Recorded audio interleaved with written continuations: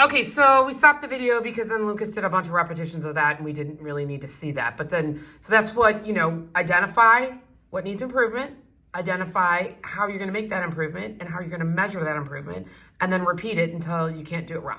Okay, so now let's do the second half of the phrase. So we're starting in bar 3, Lucas. I want to hear bar 3, 4, 5, and 6.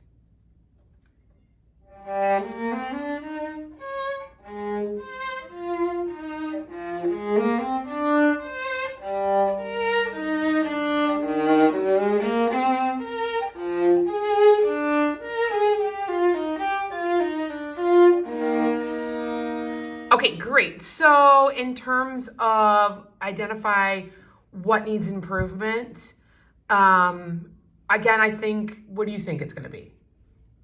Intonation of that chord. Correct. That's a thing, yes.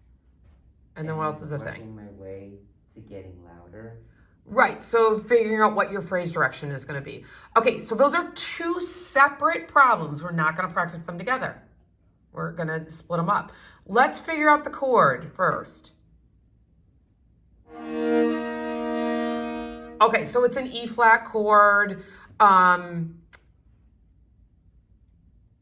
Can I hear okay, so you played it. It was better this time, but it was in isolation. It wasn't perfect. Sometimes you have to analyze this. Okay, so you've got, what's the interval on the bottom? An E flat? No, the interval from the bottom 2 notes, the interval. Oh. What interval is that? Perfect fifth. Right, okay, so let me hear just the perfect fifth.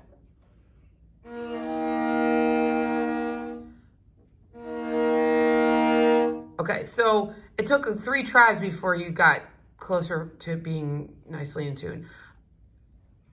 So then you have to think, okay, if the fifth is out of tune, how do we fix a fifth? If you don't know, then you have to ask your teacher or whatever. I'm going to tell you the trick of the fifth. Besides just playing it out of tune and then wiggle your finger and get it there. You've already played it out of tune. Do the thing where you imagine an imaginary string in between the G and the C, and that's the string you're playing on. So you're imagining you're playing on a string that's right in between your G and C. Much better. Again. Oops. You played more on the C first that time. Oh.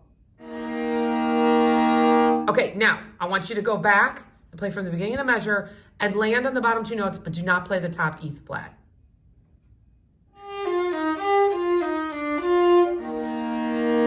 Better. Again. Okay, so we broke it down. Now you got the fifth. Now you got to play the fourth on top in tune. Those are actually 2 separate problems in a way. So that's the thing is when you identify what needs improvement, you have to break it down to its smallest parts. And a lot of kids lump a bunch of things together and they're trying to fix 10 problems at once. That's actually 2 problems. It's a perfect fifth and then a perfect fourth. 2 separate problems. Let me hear you play the fifth.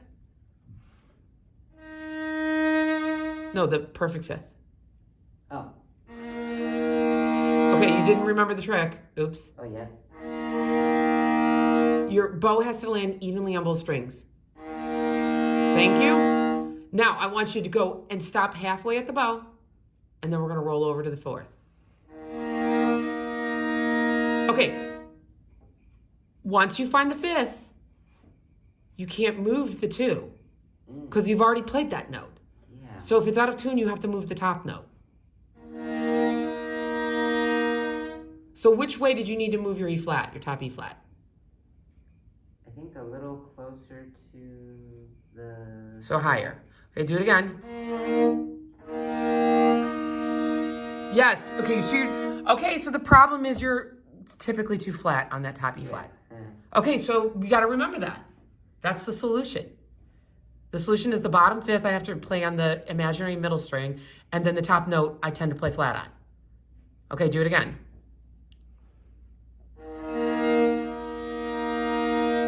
Again. Okay, that was flat. Oh. So you can't fall back into your old way. You can't let yourself fall back into, like not imagining playing on the string in between and then playing the E flat too low. Oops. Do it again.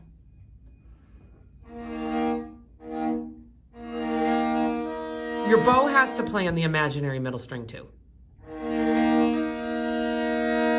Okay, now, Lucas, start at the beginning, just at the beginning of the measure. No.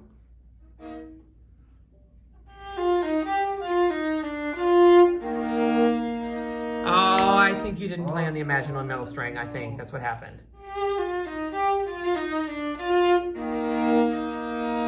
Oh, better. And you thought about that E flat too, the top E flat. Yeah. Do it again.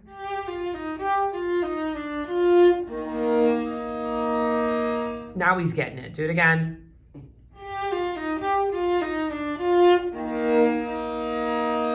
Okay, so we've figured some things out for this measure. Now you got to go to sleep tonight and remember them tomorrow. Which might mean you have to repeat this whole process a couple days in a row. Yeah. Because you might forget it. Okay, so now the other thing was, what are the phrase direction? So we have to go back 3 bars from that on that open G. So right before that open G, there's a printed decrescendo. So that means you're probably going to be at a low point there. And then what do you think? Do you think this phrase that on that chord we just played, do you think it's going to end sort of at a high point or a low point? I think it's the... Like, where are you going? Are you driving forward to a more intense place, or are you coming away? You're coming away.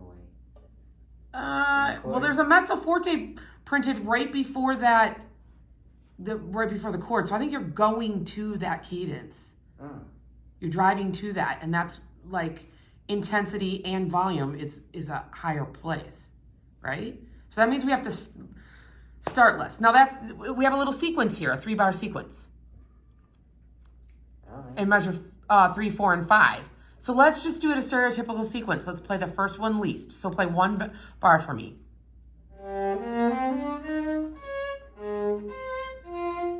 Now more on this next bar. That was a lot more, but okay. Now most.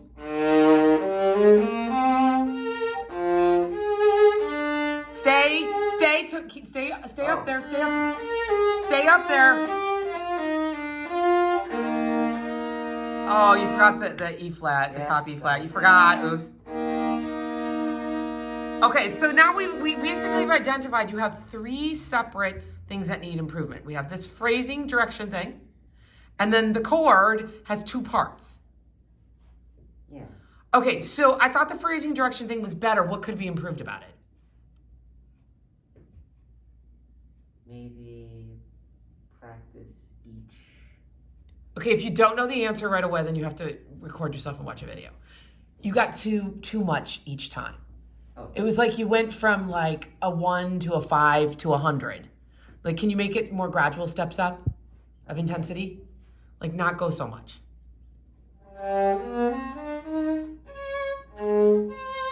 A little more. Now, even a little more. And then stay. Stay. Okay, you thought about that upper E flat this time. We could tell. Yep. Great. Okay, so now that was better. That was a better plan. You have a plan now. Is it perfect? No. But now you know what you need to do when you're doing your repetitions. Yeah. Instead of just plowing through and I'm going to practice it for 20 minutes and play all the way to the first repeat. Right?